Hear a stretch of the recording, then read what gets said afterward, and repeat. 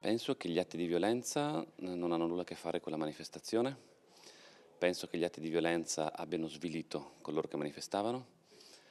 Sono preoccupato anche per i fatti, seppur più piccoli, avvenuti a Trieste, perché lanciare sassi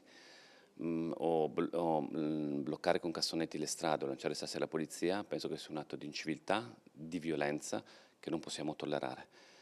E poi devo dire che mi sono arrivate delle segnalazioni nella giornata di ieri, farò tutti gli approfondimenti del caso,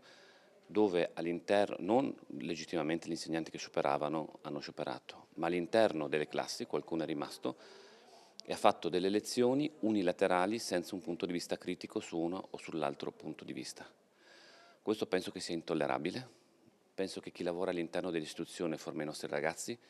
non può utilizzare le ore di lezione per portare avanti una propria idea come verità assoluta, senza un contraddittorio o senza capacità di critica. Se venisse fuori che effettivamente queste segnalazioni corrispondono al vero, chiederò ai parlamentari di fare delle interrogazioni perché non possiamo più accettare che la scuola venga utilizzata in questo modo.